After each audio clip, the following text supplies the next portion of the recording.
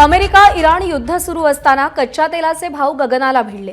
कच्चं तेल भारतात पोहोचणंही कठीण झालं आणि त्यानंतर गॅस सिलेंडर पेट्रोलचे दरही कमालीचे वाढले।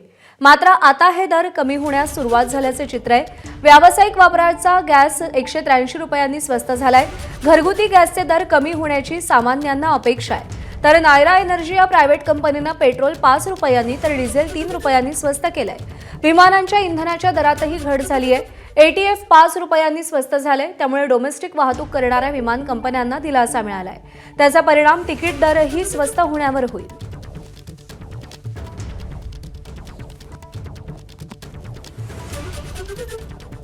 तर आखाती युद्धाचा परिणाम भारतीयांना भोगावा लागत होता। पेट्रोलच्या किमती वाढलेल्या होत्या, गॅस सिलेंडरचे दर वाढलेले होते, पण आजपासून या सगळ्या किमती कमी होत आहेत। पेट्रोल डिझेलच्या बल्क खरेदीवरचे निर्बंध हटवण्यात आलेले आहेत।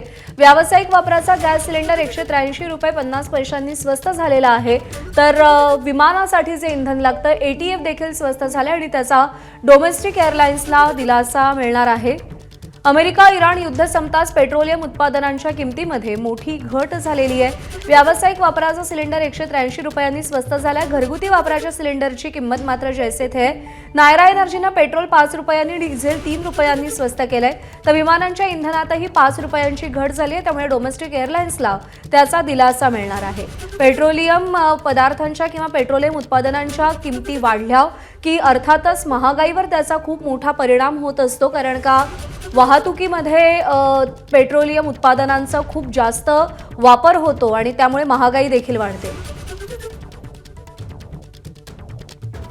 सोमेश कोलगे आपले प्रतिनिधी आपल्याला अधिक अपडेट देतील। सोमेश, पेट्रोलियम उत्पादनांच्या किमतींमध्ये घट होणं ते स्वस्त होणं किती महत्त्वाचं होतं आत्ताच्या घडीला आणि याचा परिणाम आपल्याला काय दिसेल?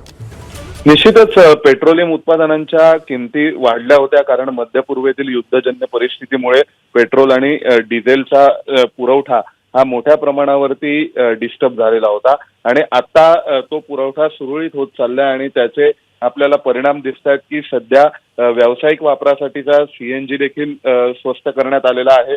त्याशिवाय जो आता आपण पाहतोय तो व्यावसायिक वापरासाठीचा एलपीजी सुद्धा स्वस्त करण्यात आलेला आहे आणि विशेष म्हणजे जे एव्हिएशन साठीचं फ्युएल आहे त्याच्या किमती वाढवण्यात आल्या होत्या, कारण सर्वसामान्य ग्राहकांसाठी जे डिझेल ज्याचा वापर सर्वाधिक हा आपल्या वस्तूंची किंवा मालाची वाहतूक करण्यासाठी होतो, त्यामुळे डिझेलच्या किमती आटोक्यात ठेवण्यासाठी, पेट्रोलच्या किमती सर्वसामान्य ग्राहकांसाठीच्या आटोक्यात ठेवण्यासाठी विमान इंधनाच्या किमती वाढवण्यात आलेल्या होत्या आणि आता विमान इंधनाच्या किमती पुन्हा पूर्ववत करण्यास सुरुवात झालेली आहे असं आपण नक्की म्हणू शकतो आणि त्यामुळे जे विमान प्रवासाचे दर वाढले होते ते सुद्धा आता मोठ्या प्रमाणावरती उतरतील आणि पूर्ववत होतील अशी आशा अपेक्षा आहे। आणि या दरम्यानच्या काळात पेट्रोलियम कंपन्यांनी विशेषतः ज्या सरकारी मालकीच्या आहेत त्यांनी खूप मोठ्या प्रमाणावरती जो नुकसान आहे ते स्वतः उचललं होतं, नुकसानाचा भार स्वतः सहन केला होता, कारण दिवसाला खूप मोठ्या प्रमाणावरती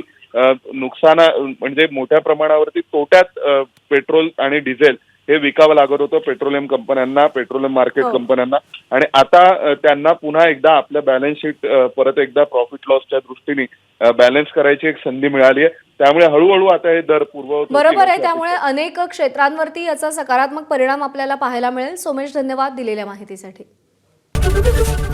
एबीपी माझा, उघडा डोळे बघा नीट।